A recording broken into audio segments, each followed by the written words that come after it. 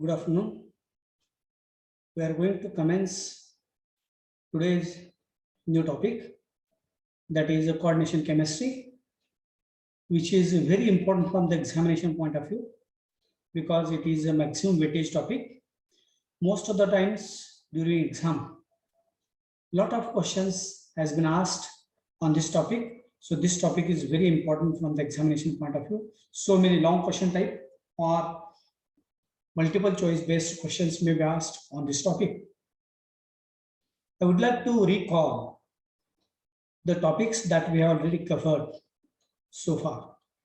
We have covered a very simple topic, that is chemistry of elements of 3D block elements, wherein we have studied the elements from scandium to zinc, that is from atom number 21 to 30, wherein we have studied the oxidation states, the electronic configuration, magnetic properties, colored ions, and complex ion formation with respect to the inner orbital octahedral complexes and outer orbital octahedral complexes.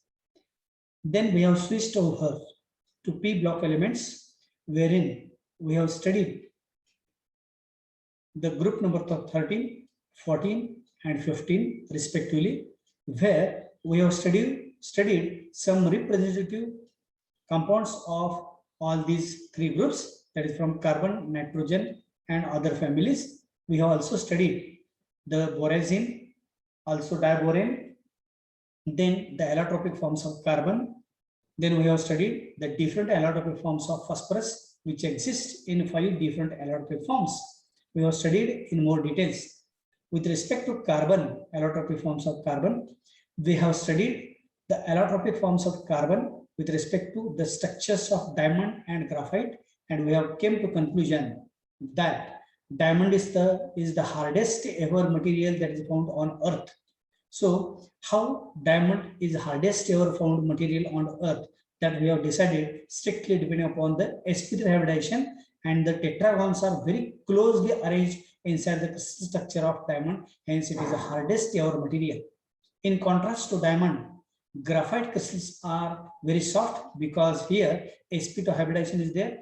A graphite structure is regarded as a layer structure, and because layer structure, there is a weak van der Waals forces acting in between the successive layers, and hence the graphite crystal is extremely soft in contrast to diamond.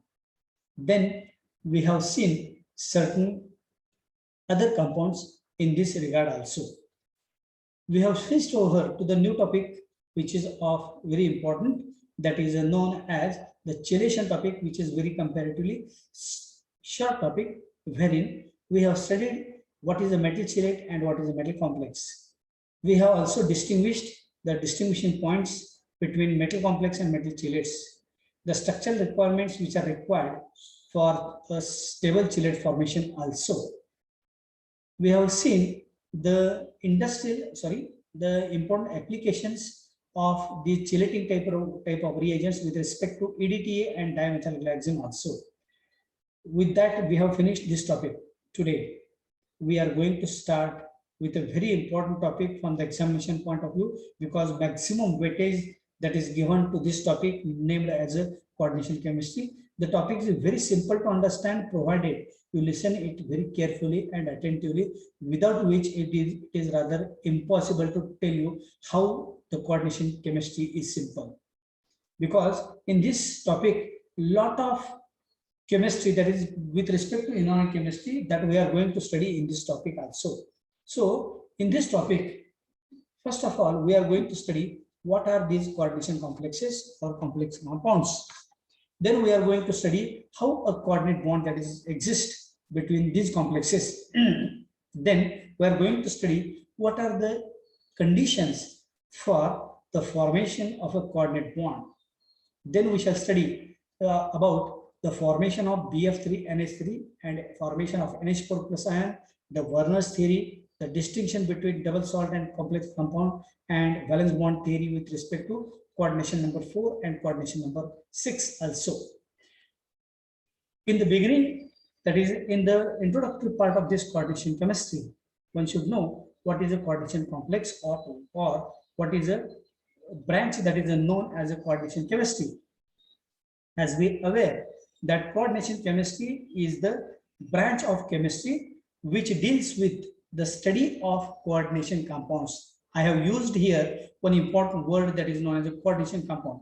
What is this coordination compound? I would like to show you what is this coordination compound, but in due course of time, you will be very well familiar with this coordination compounds. I am very much sure that you will definitely understand this topic. I am very much sure about this.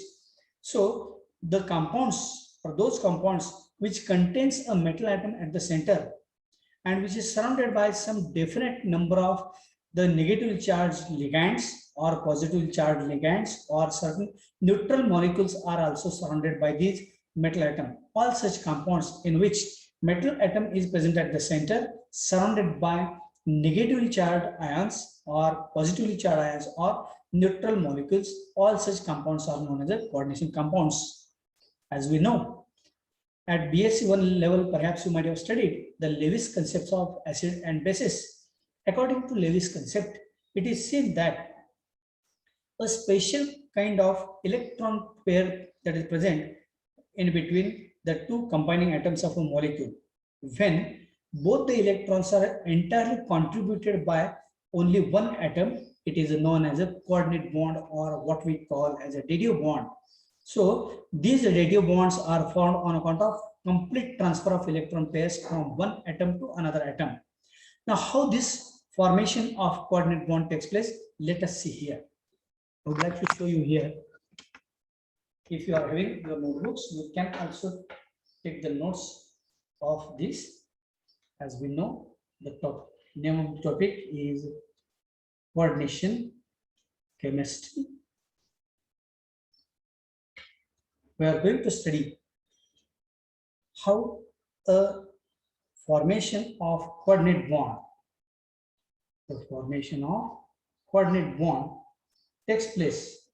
That we have to study. It is very, very easy. Suppose, for example, A is one atom that donates the pair of electrons. I am showing here the pair of electrons, and B that accepts the pair of electrons. Here, A, as we know, it is a donor.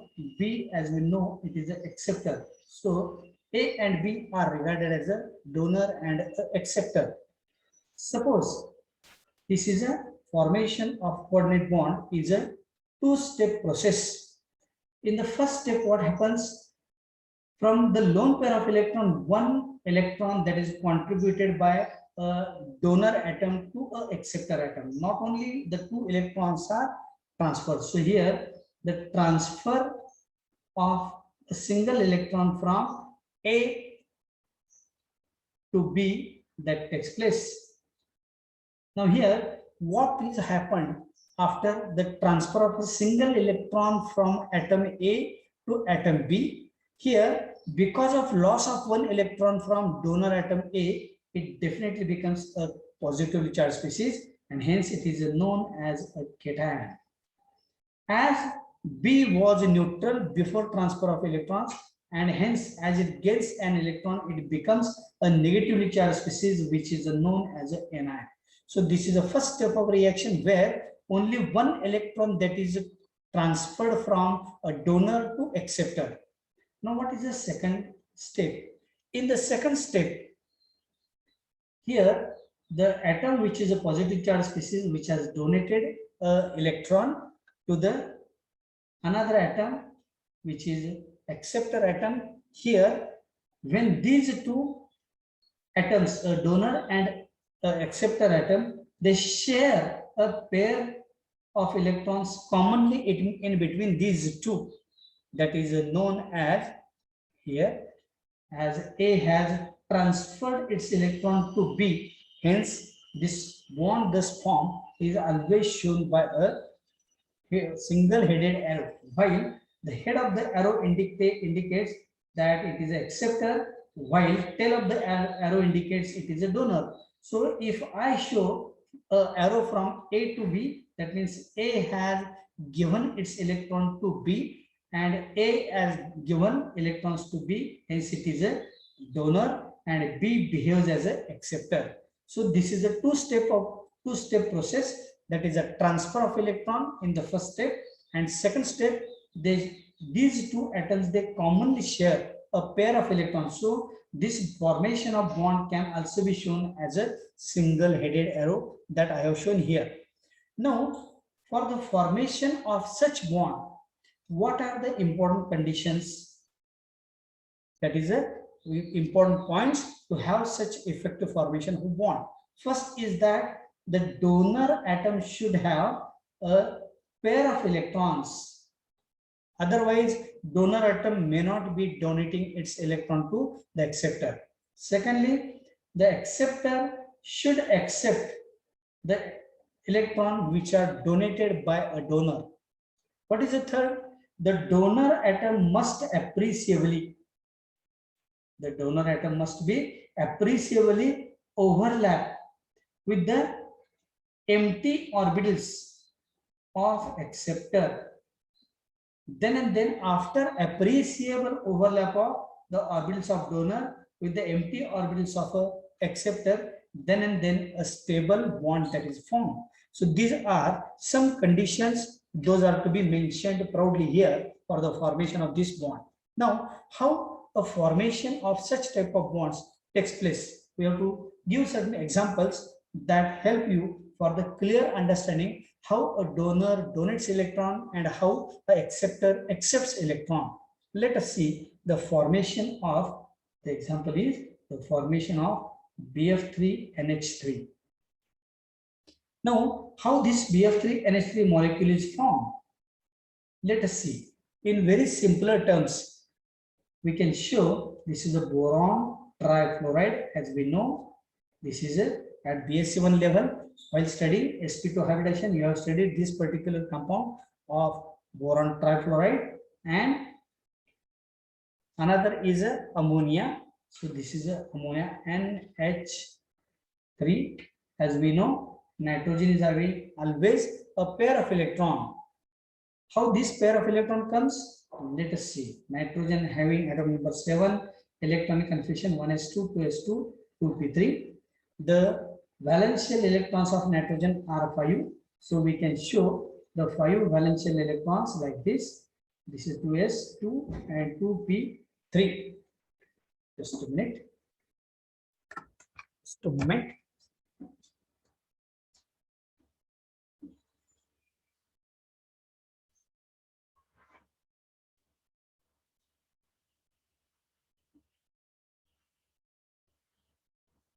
So in the formation of this NH3BF3, that this nitrogen undergoes sp3 hybridization. How it is? 1 2s and 3 2p orbitals undergo hybridization, and these are the 3 electrons used for the formation of these 3 bonds with hydrogen, and the 2s electrons remain as it is. The unshared or unused pair of electrons are known as lone pairs of electrons, which is shown here. So during this formation, after coordination or coordinate bond formation and after addition, the resultant picture looks like this. This is NH3 as it is, and here nitrogen donates its pair of electron to boron. This is BF3. Here I have shown a single-headed arrow from nitrogen to boron. So in the formation of this bond, nitrogen has donated its electron to boron. So this is N2B. Nitrogen acts as a donor, boron acts as an acceptor. So nitrogen donates its pair of electron and it forms the product as like this. This is known as the adduct. That is a final product obtained after the combination of NH3 and BH3. I think you are very well familiar with this concept of formation of coordinate bond that is shown by a single-headed arrow. I would like to give you one more example that will make you confirm how this bond is formed. Now, in the formation of NH4 plus ion. Now here, how this NH4 plus ion is formed? Here, NH3 molecule is there and H plus ion is there. Now, if at all H plus is there, as we know, hydrogen having electron configuration as 1s1. So when this electron is lost by this hydrogen, it becomes H plus. That means hydrogen is having no electrons. H plus is having no electron. That means empty 1s orbital is there, and NH3, it is as if I have shown here. Now, how can we show this? In order to show this, like this is a nitrogen, like this, nitrogen atom with 3 electrons and 3 hydrogen atoms are there, NH3.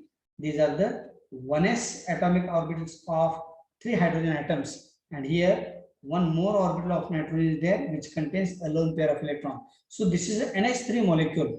Now this NH3 molecule should overlap with the 1s orbital of H plus. That means no electrons are present in this 1s orbital. So when this orbital overlap with this orbital of nitrogen, then the resultant picture looks like this. This is NH3.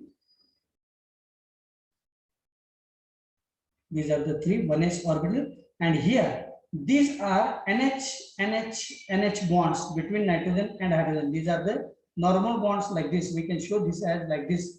But in order to show the formation of bond between this nitrogen and this hydrogen, because this H plus is there, when this H plus 1s orbital of H plus overlap with this orbital of nitrogen, that is a 2s orbital, then here we have to show the bond like this. Because here I have shown a single-headed arrow, but no arrows are shown here. Here 1 electron from nitrogen, that is like this, 1 electron from nitrogen, 1 electron from hydrogen. Similarly, 1 electron from nitrogen, 1 electron from hydrogen, and again 1 electron from nitrogen, 1 electron from hydrogen. So they can form normal covalent bonds, but here a coordinate bond that exists between nitrogen and hydrogen, which is shown by NH, tail of the arrow from nitrogen and head of the arrow to hydrogen. So this is how we can show the formation of NH4 plus molecule ion in the formation of this coordinate bond, which is also known as, this is known as a ammonium ion. Ammonium ion, which is a positively charged species. So this is how we have seen the formation of the 2 compounds, that is a NH3BF3 and NH4 plus, that is a ammonium ion. Now we shall proceed further with the next aspect of this topic, that is known as the distinction between the double salt and complex salt. Perhaps some of the students from your class, they have prepared this double salt, particularly in the beginning of your BSc 2. I have engaged one practical of one batch, wherein I have given this practical of formation of or preparation of double salt, where we have prepared one double salt, that is a more salt, that is a ferrous ammonium sulfate. So what is a double salt and what is a complex salt or complex compound? So many times the question has been asked that distinguish between the double salt and complex salt. So for the purpose of understanding, we shall make 2 columns. First column is of double salt and second column is a complex salt. Now, here I would like to give you first of all one example of double salt. The example of double salt is nothing but when ferrous sulfate and ammonium sulfate are mixed in equimolar quantities, that is 10 grams of ferrous sulfate and 5 grams of ammonium sulfate, and after heating for about 10 to 15 minutes, you will get the light green colored product, which is nothing but the Mohs salt. And you have, if you remember, some of the students, they have worked with me in the first term where we have prepared this particular salt. So the salt that is obtained by mixing 2 simple inorganic salt, which are simple inorganic salt, ferrous sulfate and ammonium sulfate. So by using this ferrous sulfate and ammonium sulfate, so this composition is FeSO4 NH4 twice SO4 containing 6 water molecules. Now, what is an example of the complex salt? This practical also there in your syllabus, that is a CuNH3,4 SO4. Some of the students, they have also prepared this during their practicals also. So what are the points of distinction between this is known as a double salt and this is a complex salt? Now, what are the points of difference? First, here these double salts, they do not have coordinate bonds. They do not have coordinate bonds. But in case of complex salts, they have these coordinate bonds. Now, this is the first point. They do not have coordinate bond. Just by mixing, we can obtain such type of double salts. Now, the second point under this, these double salts, they exist only in solid state. One cannot obtain in a liquid state. But here, these complex salts, they also exist in solid as well as in aqueous solution.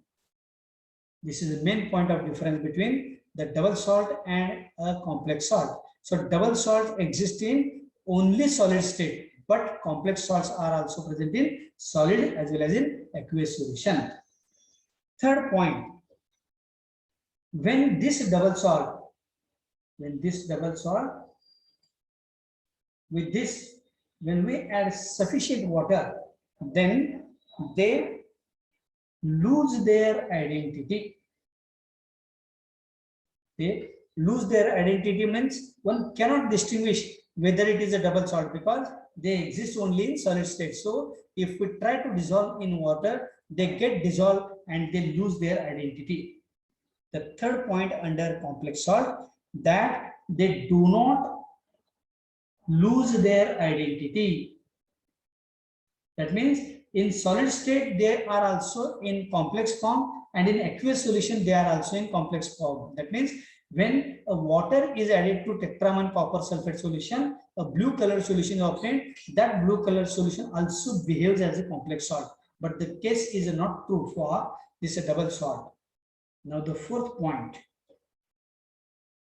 Now they contain, just now in the beginning, I have told you that these salts are prepared by using equimolar quantities of simple salts. That means the quantity is equimolar. But in this case, the ions which are used or the salts which are used, they may or may not be in equimolar quantities. So this is the main point of difference between these two. The fifth point is that these double salts, they show their normal valencies. They show their normal valencies. But in complex salts, they show their valencies. I will explain this point, that is while studying the Werner's theory, that is these complex salts are having primary valencies, secondary valencies and so on. So I shall explain this in later, that is Werner's theory, but by this time you should remember that they show their valencies, but double salt, they do not show their valencies. Now these double salts, they form simple ions in aqueous solution. They form simple ions in aqueous solution, and because they show this, they occur in simple aqueous solution, they give their test. They give their test for the individual ions. This is very important point. That means, suppose for example, if we dissolve this ferrous ammonium sulfate in water, and if the solution thus obtained in aqueous state, if we test the solution for the presence of the ion, the sulfate ion, ammonium ion. So the solution that gives or shows the identity of their individual ions. So they can form the ions in their aqueous solution and they give the test for their individual ions. But the case is not true in case of these complex salts, because when it is dissolved, they do not show any identity of their individual ion. That means if we test this solution for copper or ammonium or sulfate ion, they do not give the test for the individual ion, but they give the test for an entire complex ion. They do not give the test for the individual ions. So this is how one can show that these are the some points of differences between the double salts and the complex salts.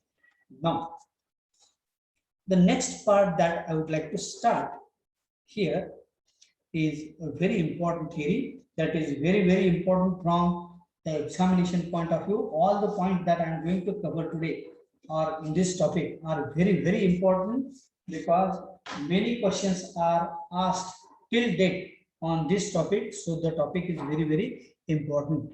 Now, we are going to start the Werner's theory.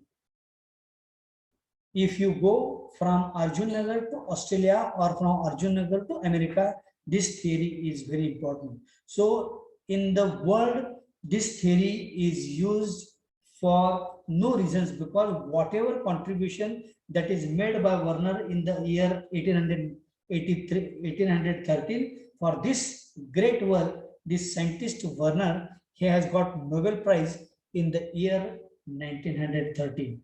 That means just after a century, that is after his death, he was awarded by a Nobel Prize. So he has given a major contribution in the coordination chemistry. Now he has given certain points that is known as a salient features or the important points of this Werner's theory. The theory is very, very simple to understand. You have to listen very carefully. He has given the 4 salient features or 4 points with regard to the coordination compounds. What are the 4 points? First point, he has mentioned that in coordination compounds, the metal possesses 2 types of valencies. The metal possesses 2 types of valencies. Every metal, you take for instance any metal, it possesses 2 types of valencies, and these 2 types of valencies, one is known as the primary valency and second valency is known as a secondary valency. So every metal has 2 types of valencies, a primary valency and a secondary valency. This primary valency is ionizable valency. This primary valency is known as a ionizable valency, while secondary valency is a non-ionizable valency. The primary valency is always shown by a dotted line, while a secondary valency is always shown by a thick line. So whenever we show a valency with a dotted line, it indicates this is ionizable. That means that particular ion can easily be ruptured, or here non-ionizable valency cannot be ruptured or cannot be, such ions cannot be removed very easily. So these non-ionizable valencies are also known as the auxiliary valencies.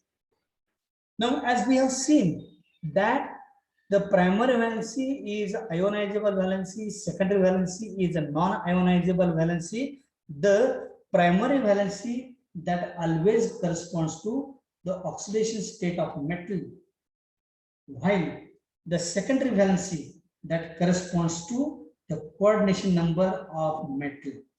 I will explain this in more simpler forms in due course of time. So here, the primary valency, you should remember these 3 to 4 parameters.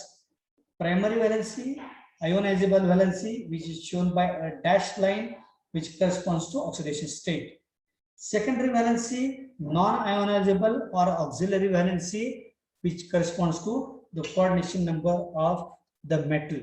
For example, here I would like to give you one example here, that if the primary valency of platinum, here it is 4, and for cobalt if it is 3, then the coordination number here is exactly double to this. That means platinum is having the coordination number 8 and cobalt is having coordination number 6. So oxidation state, the coordination number is exactly double the oxidation state. So if oxidation number or oxidation state is 1, the coordination number is always 2 or double. If it is 4, it is 8. If it is 3, it is 6.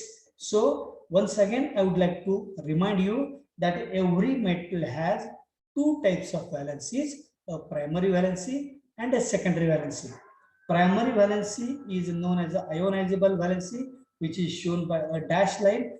In modern terminology, it corresponds to the oxidation state of metal.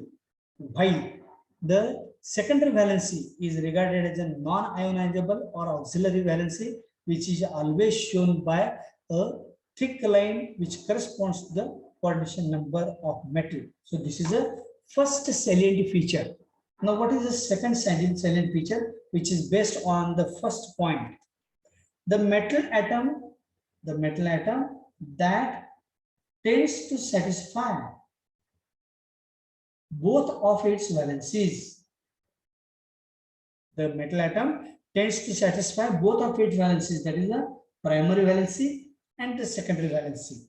Now, if at all the metal has to satisfy both of its valency, which ions those are used so as to satisfy such valencies? So primary valency is always satisfied by a negative ion, and secondary valency is satisfied always by neutral molecules, or sometimes certain negative ions, those are also used to satisfy the secondary valencies. Now, for example, I would like to give you one example. If at all cobalt plus 3 has a secondary valency is 6, that is a coordination number 6, then cobalt plus 3 can form the complex as like this: CONH3 6 and 3 plus. So here this is a secondary valency which corresponds to the coordination number. Now the oxidation state that corresponds to the primary valency. So I want to stop here because only 1 minute is left. You have to continue by clicking the same link. So